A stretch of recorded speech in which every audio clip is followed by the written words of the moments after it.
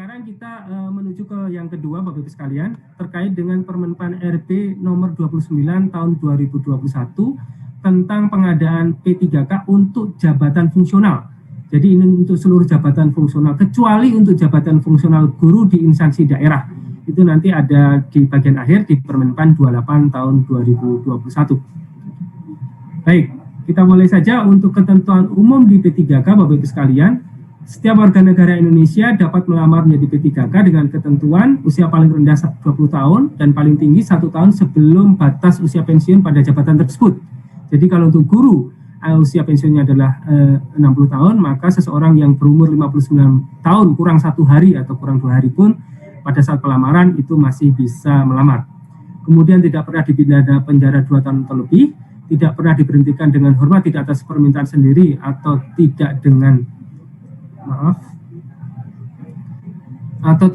hormat sebagai ASN, prajurit TNI, anggota kepolisian negara RI atau pegawai swasta, tidak menjadi anggota parpol atau terlibat politik praktis, tidak memiliki kualifikasi pendidikan sesuai dengan persyaratan jabatan, memiliki kompetensi sesuai dengan sertifikasi keahlian atau keterampilan tertentu yang masih berlaku, seperti halnya STR tadi di kesehatan.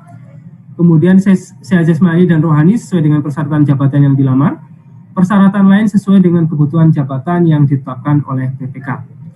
Kemudian tadi calon pelamar juga hanya dapat melamar pada satu instansi di satu formasi jabatan.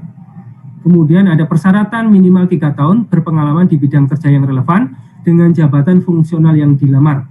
Ya, ini dibuktikan dengan surat keterangan ditandatangani oleh minimal pejabat tinggi pratama untuk yang bekerja di instansi pemerintah dan minimal direktur kepala divisi yang membidangi SDM HRD di perusahaan swasta atau lembaga swadaya dan masyarakat pemerintah atau yayasan.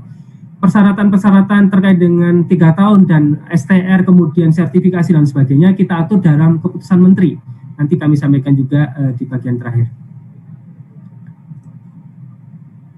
Kemudian terkait dengan penyandang disabilitas, jadi pada prinsipnya berbeda dengan CPNS, untuk penyandang disabilitas tidak disediakan formasi khusus di P3K.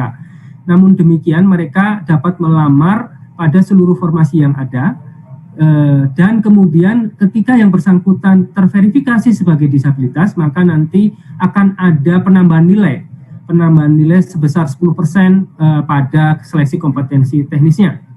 Sedangkan secara persyaratannya untuk penyandang disabilitas sama halnya tadi, memiliki jasa yang sesuai dengan kualifikasi pendidikannya, sesuai dengan persyaratan jabatan.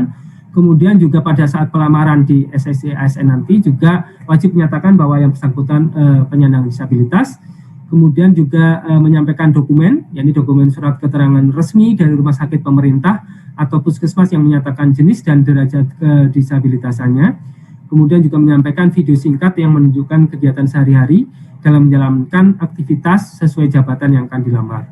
Dan instansi pemerintah dapat menyatakan jabatan dan unit penempatan yang tidak dapat dilamar oleh penyandang disabilitas. Jadi nanti kalau ada keraguan-keraguan seperti halnya dengan CPNS tadi, itu wajib untuk dilakukan konsultasi dengan dokter okupansi, spesialis okupansi atau tim penguji kesehatan. Kemudian terkait dengan pengadaan P3K, itu ada perencanaan, pengumuman lowongan, pelamaran, seleksi, pengumuman hasil seleksi, dan pengangkatan menjadi P3K. Di perencanaan itu masing-masing instansi juga wajib mengatur jadwal pengadaan, kemudian prasarana dan sarana, juga terkait peraturan, pedoman, petunjuk teknis, penyusunan pedoman seleksi kompetensi teknis jika ada, dan sarana yang diperlukan. Kemudian juga prasarana dan sarana bagi pelamar lainnya. Baik, kemudian pada perencanaan juga diharapkan juga tetap menyediakan helpdesk, call center, media sosial, kemudian pengelompokan jabatan bagi instansi pusat jika diperlukan, kemudian juga penyusunan pedoman seleksi kompetensi teknis tambahan jika diperlukan. Kemudian untuk pengelompokan jabatan itu tadi sudah kami sampaikan bisa didasarkan atas unit eselon di atasnya, bisa eselon 2 atau eselon 1, bisa juga didasarkan pada wilayah unit penempatan. Wilayah geografisnya. Sebagai contoh ini kalau seandainya jabatan sama, kemudian kualifikasi pendidikannya sama, kemudian unit kerja penempatannya ya, misalnya tadinya di eselon 2 ada seperti ini, tapi kemudian bisa dikumpulkan jadi eselon 1. Kemudian nanti di SSCN diganti namanya untuk unit kerja penempatannya tersebut menjadi nama yang sudah digabungkan tadi atau dikelompokkan tadi. Kemudian ini juga sama untuk bisa didasarkan untuk wilayah. Jadi misalnya kantor wilayah regional Bondowoso, Jombang, Pasuruan digabung menjadi kantor imigrasi di wilayah Jawa Timur. Kemudian tahapan pengadaan. Yang pertama adalah pada saat pengumuman lowongan, Bapak Ibu sekalian, nama jabatan itu wajib dimuat, kemudian jumlah lowongan, unit kerja penempatan, instansi yang membutuhkan, kualifikasi, kemudian lamaran yang ditujukan ke SSN, jadi seluruhnya dilakukan secara elektronik. Kemudian jadwal tahapan seleksi, syarat yang harus dipenuhi, helpdesk, call center, media sosial resmi yang dikelola masing-masing instansi, dan yang terakhir adalah masa hubungan perjanjian kerja. Jadi untuk P3K perlu juga dicantumkan masa hubungan perjanjian kerjanya sesuai dengan Permenpan 70, apakah 1 tahun, paling minimal 1 tahun, atau paling maksimal 5 tahun, dan selanjutnya dapat melakukan perpanjangan. Jadi pada waktu pengumuman pelowongan mohon untuk dilakukan pemberitaan juga berapa masa hubungan perjanjian kerja yang akan diaplikasikan untuk P3K di tempat Bapak Ibu sekalian. Baik, kemudian pelamaran dilakukan secara daring dan kemudian pengunggahan dokumen pada prinsipnya secara elektronik. Jadi kami berharap walaupun ada proses-proses yang dikirimkan dokumen secara fisik, tapi seluruhnya tetap menggunakan secara elektronik. Yang fisik tadi dapat digunakan sebagai backupnya saja, karena nanti proses-proses dokumen tersebut akan dipergunakan selanjutnya seandainya yang bersangkutan lulus, kemudian pemberkasan dan sebagainya tetap akan digunakan. Kemudian terkait dengan seleksi P3K-nya sendiri, Bapak Ibu sekalian, nanti ada seleksi administrasi, hanya ada 2, berbeda dengan CPNS. Kalau di CPNS ada seleksi administrasi, kemudian SKD dan kemudian SKB, tapi di seleksi P3K hanya 2, seleksi administrasi dan seleksi kompetensi saja. Di mana pada seleksi administrasi kita lakukan pencocokan persyaratan administrasi dan kualifikasi dengan dokumen pelamaran, sedangkan pada seleksi kompetensi itu dilakukan untuk menilai kesesuaian kompetensi manajerial, teknis, sosiokultural yang dimiliki oleh pelamar dengan standar kompetensi jabatan. Kemudian untuk seleksi kompetensi sendiri terdiri dari teknis, manajerial, sosiokultural, dan kemudian dilanjutkan dengan wawancara yang berbasis komputer. Itu dalam satu rangkaian, materinya kurang lebih seperti ini. Saya kira tidak akan kami berikan terlalu detail, hanya yang teknis ya tentu saja yang berkaitan dengan bidang teknis jabatannya. Sedangkan pada kompetensi manajerial itu akan terkait dengan pengetahuan, keterampilan, dan sikap perilaku dalam berorganisasi yang dapat diamati, diukur, dan dikembangkan terkait dengan integritas, kerjasama, komunikasi, orientasi pada hasil, pelayanan publik, pengembangan diri dan orang lain, mengelola perubahan, pengambilan keputusan. Sedangkan pada sosiokultural itu pengetahuan, keterampilan, dan sikap perilaku dalam berinteraksi dengan masyarakat majemuk dalam hal agama, suku dan budaya, perilaku, wawasan kebangsaan, etika, nilai-nilai, moral, emosi, dan prinsip dalam peran pemangku jabatan sebagai perekat bangsa yang terkait dengan kepekaan terhadap perbedaan budaya, kemampuan berhubungan sosial, kepekaan terhadap konflik, pengendalian diri, dan empati. Selanjutnya untuk seleksi kompetensi teknis, Bapak Ibu sekalian, pada prinsipnya seluruhnya menggunakan CAT. Hanya kalau seandainya instansi pusat maupun daerah ingin menambahkan seleksi kompetensi tambahan, itu juga kompetensi tambahan juga masih dimungkinkan. Namun segera saja bersurat untuk mendapatkan persetujuan dari Menteri Pan-RB. Dan jumlahnya hanya 1. Dan ini tidak seluruhnya akan kami berlakukan untuk kompetensi teknis tambahan ini. Dan beberapa hal instansi pusat itu akan memang kami setuju untuk kompetensi teknis tanpa CAT. Seperti untuk yang jabatan madya, yang untuk peneliti, dan beberapa jabatan madya di dokter spesialis.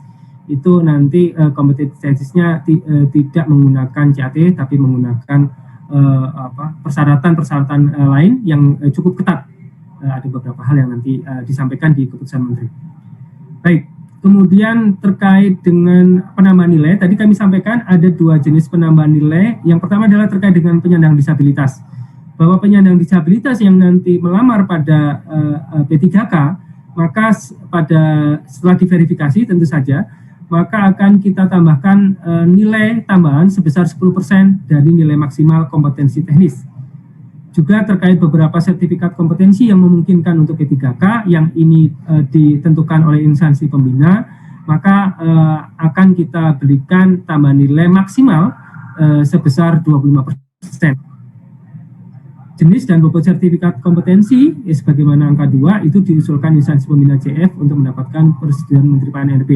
Dan alhamdulillah nanti di bagian akhir juga akan kami sampaikan terkait dengan keputusan Menteri PAN-RB untuk jabatan mana saja yang melakukan sertifikasi kompetensi tersebut. Selanjutnya Bapak Ibu sekalian, bahwa penambahan nilai tersebut paling maksimum adalah 100%. Jadi berlaku akumulatif. Jadi misalnya seseorang yang penyandang disabilitas dan kebetulan yang bersangkutan memiliki kompetensi sertifikat kompetensi juga, maka nilai tambahnya adalah sebesar 10% ditambah 25%. Sebesar 35%, kemudian misalnya yang bersangkutan mendapatkan nilai 80% dari nilai maksimum, maka yang akan didapatkan yang bersangkutan bukannya 80 ditambah 25 ditambah 10 atau 115, tapi maksimum adalah 100%. Gitu. Jadi maksimumnya tetap 100%. Itu yang kita sebut dengan bahwa nilai tambahan secara kumulatif tidak dapat melebihi 100% dari total nilai seleksi kompetensi teknisnya. Baik, selanjutnya seleksi wawancara, Bapak Ibu sekalian, bahwa sesuai dengan PP yang ada, seleksi wawancara dilakukan dengan mempertimbangkan integritas dan moralitas itu akan dilaksanakan dengan metode CAT.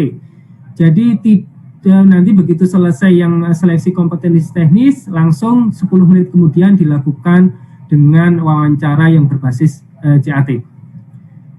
Kemudian selain itu Bapak Ibu sekalian, masa sanggah juga kita berlakukan untuk P3K sebanyak 2 kali, yakni setelah pengumuman hasil seleksi administrasi, ini sama 3 hari, kemudian nanti harus menjawab 7 hari, instansinya masih kurang, ada beberapa yang belum tertulis.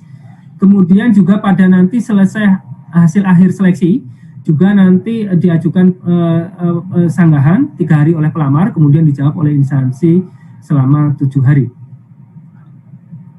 Kemudian pengisian formasi kosong pada prinsipnya mirip, tapi hanya tidak ada pengisian di formasi khusus ke formasi umum dan sebaliknya, ya, karena di P3K kita tidak membagikan formasi tersebut seperti itu. Kemudian instansi pusat juga dapat diberlakukan pengisian hanya terbatas pada yang telah dikelompokkan tadi, yang unit, yang jabatan dan unit penempatannya, jabatan dan kualifikasi pendidikannya sama. Kemudian pada waktu pengumuman hasil akhir itu juga sama, kita berlakukan punishment apabila yang bersangkutan ternyata kemudian mengundurkan diri, sama halnya dengan CPNS. Kemudian pada periode berikutnya tidak bisa melamar, seperti itu. Pada prinsipnya kita akan melakukan seperti itu. Baik, selanjutnya adalah keputusan Menteri PAN-RB 981 tahun 2021 tentang persyaratan, sertifikasi, dan seleksi kompetensi teknis tambahan untuk melamar pada jabatan fungsional dalam pengadaan P3K tahun anggaran 2021. Jadi sekali lagi ini merupakan tambahan dari Permenpan tadi, yang ini hanya kita berlakukan di tahun 2021.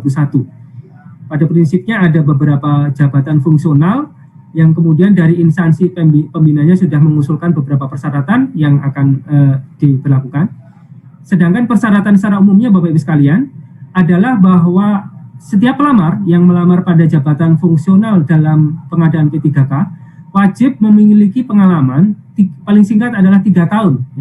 3 tahun di bidang kerja yang relevan dengan jabatan fungsional yang dilamar untuk jenjang pemula, terampil, dan ahli pertama. Sekali lagi untuk jenjang pemula, terampil, dan ahli pertama itu paling singkat 3 tahun. Sedangkan untuk jenjang mahir, penyelia, ahli muda dan ahli madya paling singkat adalah 5 tahun. Ya. Ini yang untuk B ini belum ada di instansi daerah, sebagian besar. Untuk yang B hanya ada di instansi pusat. Itu diberlakukan untuk ahli muda dan ahli madya paling singkat adalah 5 tahun. Kemudian persyaratan tersebut dibuktikan tadi ditandatangani oleh surat keterangan yang ditandatangani oleh pejabat tinggi Pratama, ya. Kemudian untuk mereka yang bekerja pada perusahaan swasta, lembaga swadaya non pemerintah atau yayasan, itu paling rendah adalah direktur atau kepala divisi atau yang membidangi SDM atau Human Resource Development.